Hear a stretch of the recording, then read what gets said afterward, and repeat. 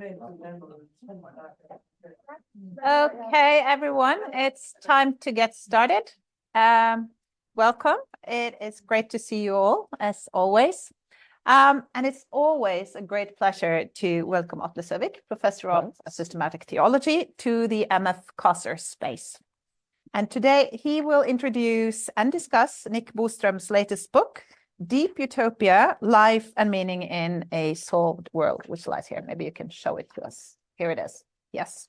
So we have 30 minutes for a presentation and 30 minutes for discussion. And if you want to pose a question, you can either do it in the chat or you can use the microphone, which stands over here.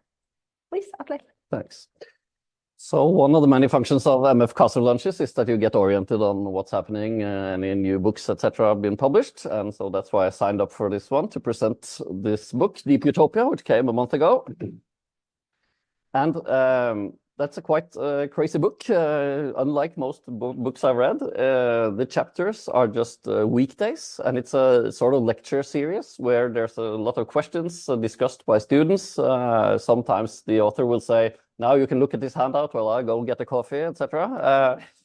And each chapter ends with something even stranger. There's Fyodor the fox we follow, who writes letters to his uncle Pastornaut about his discussions with Pignolius the pig, and many things that didn't make much sense to me. Maybe there was some deep meaning.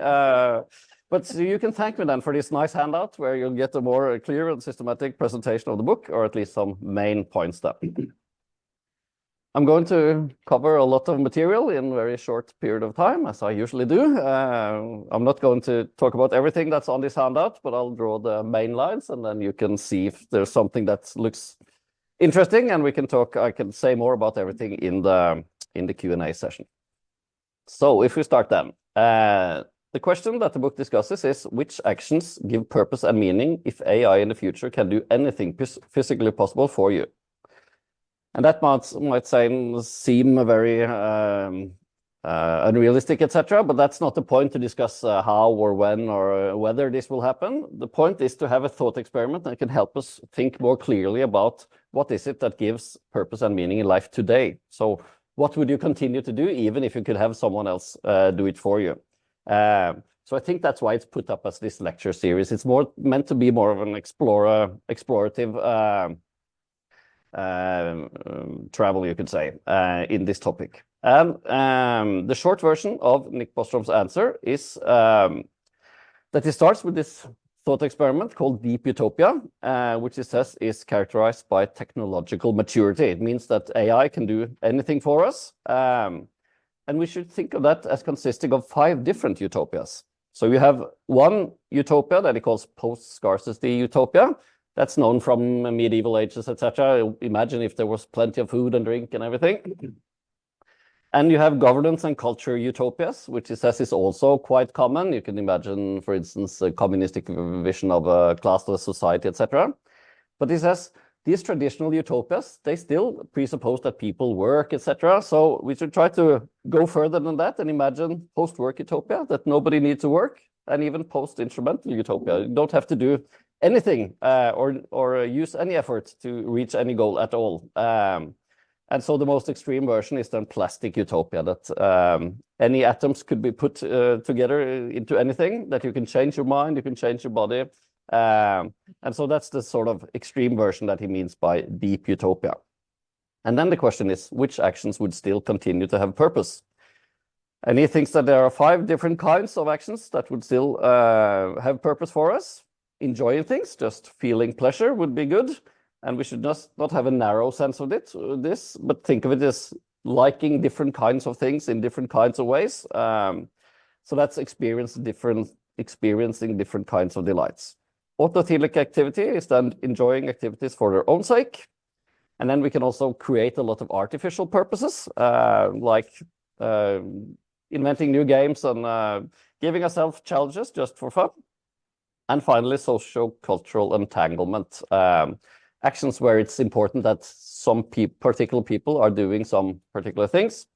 So for instance, if I make a vase with my own hands and give it to you to express what I feel for you, etc., that wouldn't be the same if just an AI did it. Yeah. So these are the 5 kind of purposes, but then he moves on to the question of meaning. And he says that, well, there are different terms with overlapping meanings then, interesting, fulfilling, rich, purpose, meaning of life, etc.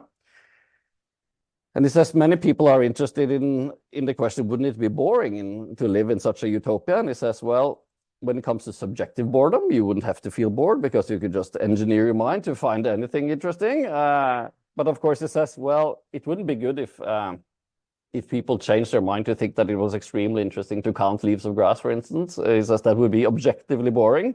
But there would be no problem with objective boredom either, because there will be so many different things to do. You don't have to do these objectively boring things. So here it says, imagine that you could let your evaluative pupils dilate, that you can expand your mind and you'll find that there are infinite beauty, even just looking at the bird.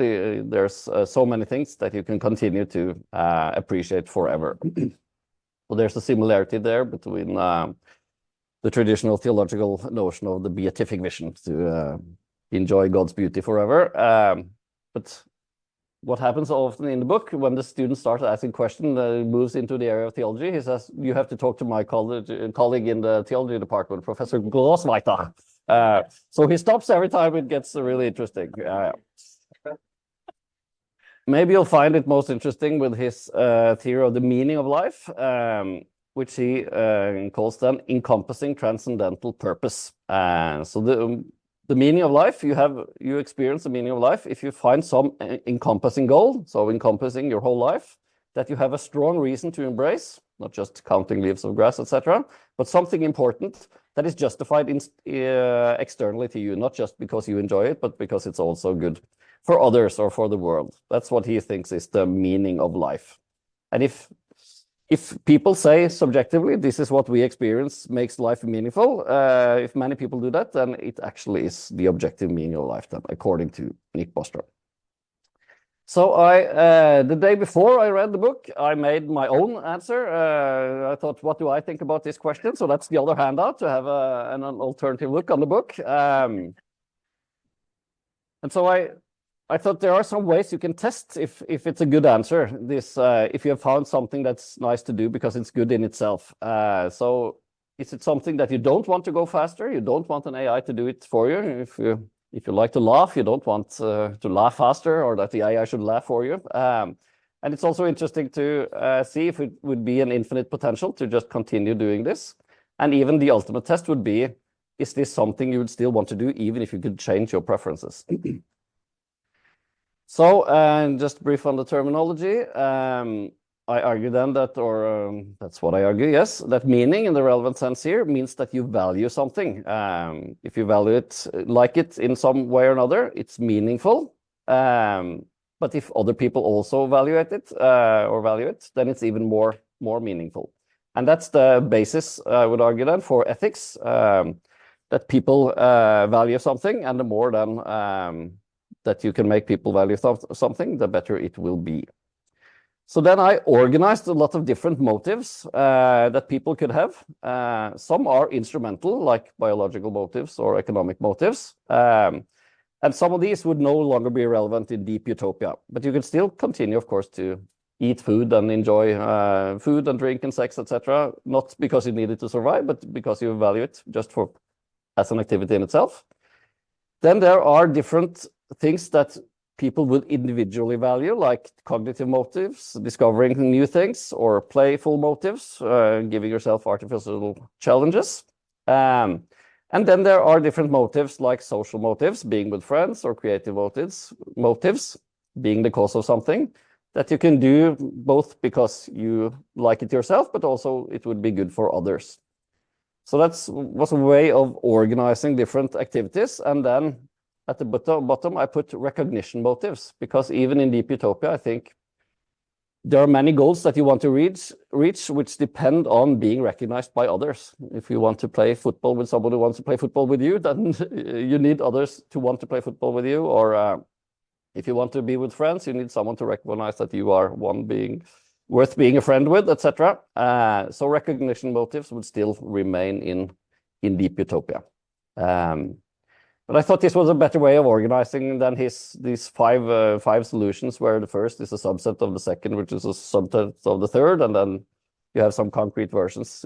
I thought it was more systematically organized the way I did it. But we can discuss that afterwards. Finally then, if you flip this last handout, some perspectives from philosophy of religion. The thought experiment has some parallels with religious imaginations about what will we do in the eternal life. You can say, well, you can do anything, but then the question becomes, well, wouldn't that be boring after a while? Some have suggested maybe it was better to cease to exist, as different versions of nirvana. But you also had this beatific vision, and maybe you can just contemplate God's beauty forever. I found that the most interesting parallel was actually to think in the context of theodicy. Because in that context, many have asked, well, imagine there's this omnipotent being, God, and God is the only, nothing else than God exists. Why would God create anything? And why would God create this universe as we have here? So we can imagine God could just enjoy God's self. Should there be any reason to create? Well, some have thought that God doesn't choose to create, but God is just this creative power where everything just emanates out of God. That's the Neoplatonic vision. Or God is this unfolding of God's potential and possibilities. So that's the sort of Hegelian idea of God's self-realization. But in the context of theodicy, if you want to argue that God is good, then it's typically the argument that it would be better if it was a plurality of goods. So if God creates more beings, then God can be creative. So that's a creative motive. It would be a social motive to create others, and they could then do new things. So you could discover new things that could be true and good, etc., cognitive motives. And maybe even God would have playful motives or recognition motives. But it seems that the sort of same figure could be used also to describe why God would create anything. And then something that Bostrom writes about somewhere else is maybe if we get to this technological maturity, people will start after a while, they will want to create new universes. And so maybe that was God's reason to create this universe, or maybe there is some deep utopia somewhere where someone decided to make our universe. That we don't know. I have 1 minute left, then I'll say, this ultimate test, will you still want to do these things even if you could change your preferences as you want? I think even if you could change your preferences, you would prefer something. And then it means, well, even if you change who you like to be with, you would still have the social motives. Even if you change what you prefer to make, there will be creative motives. Whatever you choose to do, there will be new things to discover. And whatever you desire to make of artificial motives, these playful motives would still be there. And even whatever you want to do, you need recognition from others as well. So it seems that on the abstract level, this figure even works, even if you could imagine that you can change all your references, but what you would concretely then choose to prefer, that would depend on you. Yeah, I think we'll say that's 30 minutes. As usual, a lot in short time.